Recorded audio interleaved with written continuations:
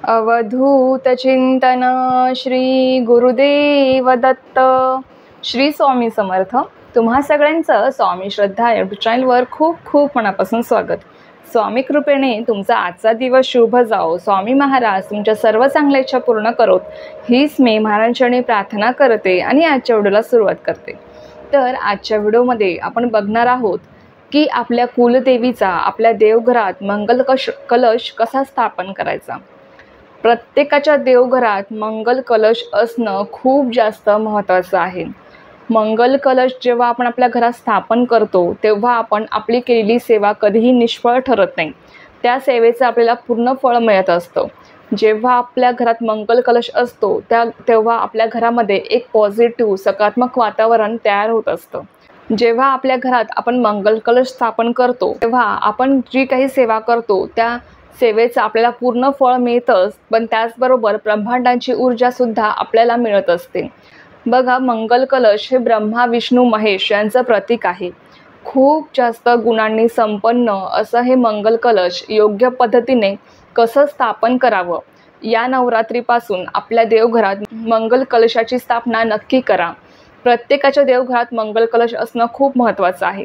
तुम्हाला वाटत असेल की माझ्या सासूबाई करतात तर मी करू का, तर हो, तुम्ही पण करा, कारण प्रत्येक घरात मंगल कलश असणं खूप जास्त महत्त्वाचं आहे. जर तुम्हाला वाटत असेल की आमच्याकडे करत नाही पण मला सुरुवात करायची आहे तर मी करू शकते का, हो, तुम्ही करू शकता, नक्की करू शकता. मंगल कलश स्थापन केल्यावर जे काही तुम्ही तुमच्या घरात वातावरण बघाल ना, ते खूप जास्त पॉझिटिव्ह सकारात्मक आणि एक आनंददायी प्रसन्न वातावरण तुमच्या घरात तयार होत असतं. मंगल कलश हा आपल्याला खूप काही देऊन जातो. म्हणून या नवरात्रीपासून तुमच्या देवघरात मंगल कलशाची स्थापना करायला विसरू नका.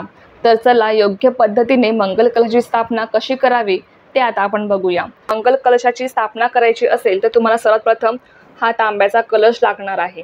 तांब्याच्या कलशामध्ये आपण मंगल कलशाची स्थापना करत असतो.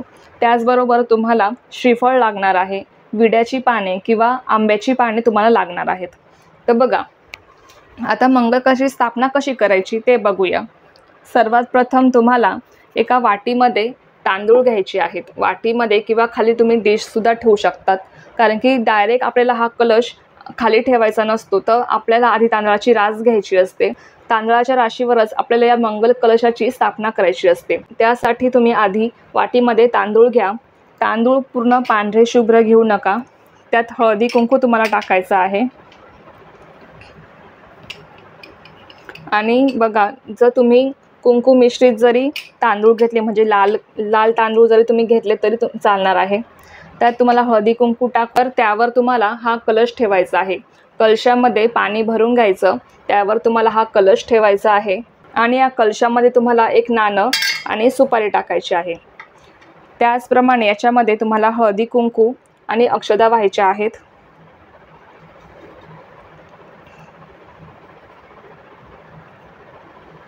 आणि तुम्हाला याच्यामध्ये एक फूल टाकायचं आहे.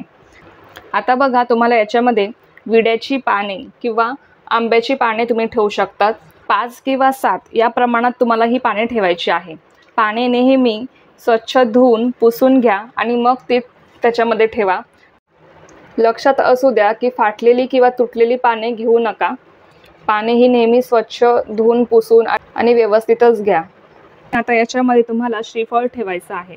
श्रीफळ ठेवताना एक गोष्ट लक्षात असू द्या की शेंडा हा नेहमी वरती आला पाहिजे. या पद्धतीने तुम्हाला हे श्रीफळ ठेवायचं आहे.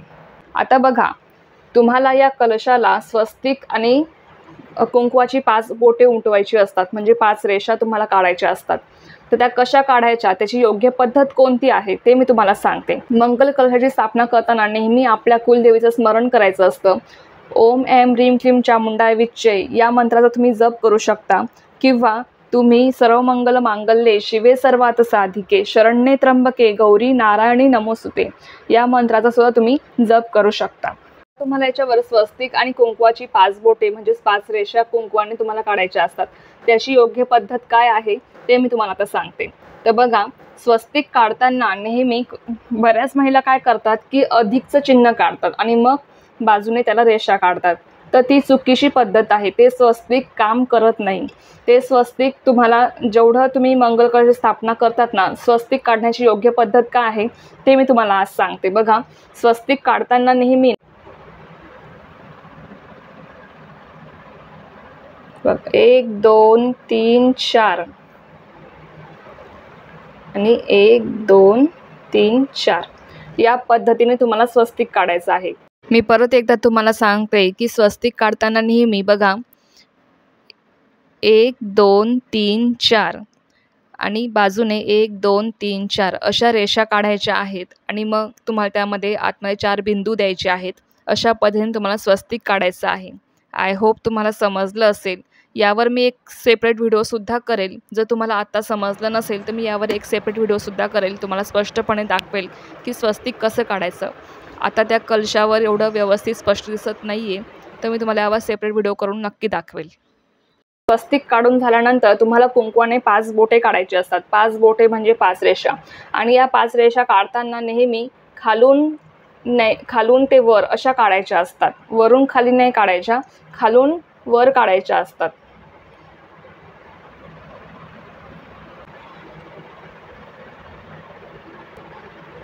तर या पद्धतीने तुम्हाला या 5 रेषा काढून घ्यायच्या आहेत आणि तुम्हाला अशा पद्धतीने मंगल कलशाची स्थापना आपल्या देवघरात करायची असते.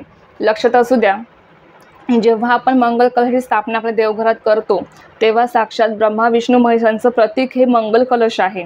त्यामुळे आपण ज्या काही सेवा करतो त्या सगळ्या सेवांचं आपल्याला पूर्ण फळ मिळतं. मंगल कलशाची स्थापना जेव्हा आपण करतो तेव्हा ब्रह्मांडाची सगळ्यात जास्त ऊर्जा ती आपल्यामध्ये सामावली जात असते.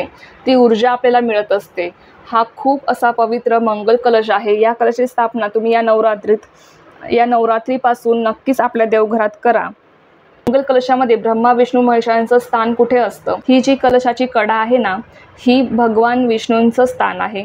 हे जे मानेचा भाग आहे कलशाचा, हा भगवान शंकरांचा भाग आहे आणि याच्यामध्ये आपण जे पाणी टाकलं आहे ती जलदेवता आहे आणि जो हा खालचा भाग आहे तो ब्रह्मदेवतेचा भाग आहे.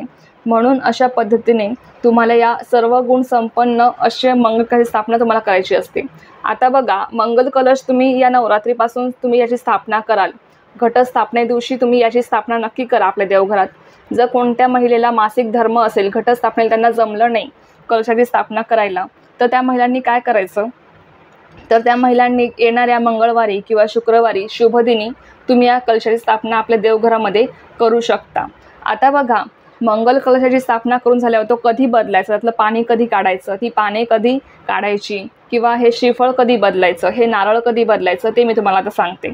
जेव्हा मंगळवारी तुम्ही एक वार ठरवून घ्यायचा, मंगळवार किंवा शुक्रवार हा देवीचा वार असतो.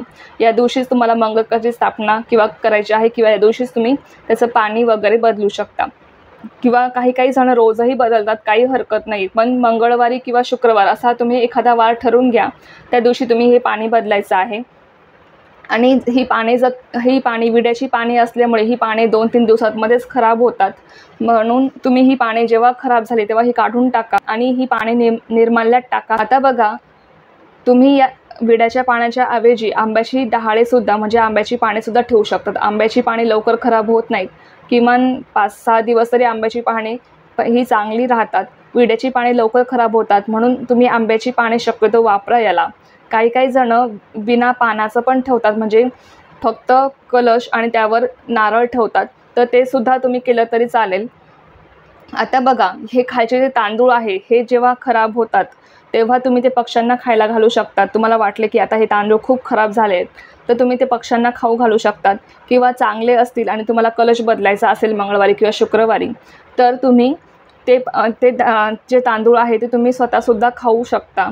लक्षात असू द्या. आणि तुम्ही जेव्हा मंगल कलश बदलाल तेव्हा यातलं जे पाणी आहे ते पाणी तुम्ही फुलाने किंवा पानाने तुमच्या संपूर्ण घरात शिंपडा आणि ते पाणी शिंपडताना तुम्ही सर्व मंगल मांगल्ये शिवे सर्वात साधिके शरण्ये त्र्यंबके गौरी नारायण नमोस्तुते या मंत्राचा जप करा किंवा तुमच्या कुलदेवीचं स्मरण करा. त्यामुळे काय होतं माहिती का, आपल्या घरामध्ये एक पॉझिटिव्ह वातावरण तयार होतं. आपल्या घरात एक आनंदी आणि प्रसन्न वातावरण तयार होत असतं. म्हणून जेव्हा तुम्ही कलशातलं पाणी बदला तेव्हा ते आधीचं जे पाणी आहे ते तुम्ही संपूर्ण घरात शिंपडा, टॉयलेट बाथरूम सोडून, आणि नंतर तुम्ही ते पाणी झाडांना, उरलेलं पाणी तुम्ही झाडांना घाला. त्यानंतर तुम्ही त्यात दुसरं पाणी घेऊन तुम्ही त्याची स्थापना करा. खूप खूप खूप जास्त सकारात्मक ऊर्जा देणारा हा मंगल कलश आहे. त्यामुळे या कलशाची स्थापना करायला विसरू नका. नक्की या नवरात्रीपासून करा. आता बघा, हे श्रीफळ कधी बदलायचं, म्हणजे हे नारळ कधी बदलायचं, तर हे नारळ तुम्ही दर पौर्णिमेला बदलू शकता. तुम्हाला वाटलं मध्येच याला तडा गेला किंवा खराब झालं आहे नारळ, तर तुम्ही घाबरू नका. तडा गेला तरी घाबरू नका. ते नारळ तुम्ही विसर्जन करून द्या वाहत्या पाण्यामध्ये किंवा ते निर्माल्यात टाका. जर पौर्णिमा होऊन गेली तरी पण तुम्हाला वाटलंय की नारळ अजून चांगलं आहे, तर ते नारळ चांगलं असेल तर राहू द्या, ते बदलायची गरज नाही आहे. देवघरात स्थापना करताना हा मंगल कलश नेहमी देवांच्या उजव्या बाजूने ठेवायचा असतो. इथे समजा देव ठेवलेले आहेत, तर देवांच्या उजव्या बाजूलाच हा मंगल कलश असला पाहिजे, ही गोष्ट लक्षात ठेवा. तर अशाच पद्धतीने तुम्ही या नवरात्रीपासून या मंगल कलशाची स्थापना आपल्या देवघरात नक्की करा. सौभाग्य देणारा हा कलश अतिशय पवित्र आहे. तर चला, झालेली सेवा मी स्वामी महाराजांनी रुजू करते आणि आजचा व्हिडिओ इथेच थांबवते. तुम्हाला जर ही माहिती आवडली असेल तर व्हिडिओला लाईक, शेअर, सबस्क्राईब करायला विसरू नका. पुन्हा भेटू अशाच एका नवीन व्हिडिओसोबत किंवा नवीन विषयासोबत. तोपर्यंत सर्वांना श्री स्वामी समर्थ. जय जय स्वामी समर्थ.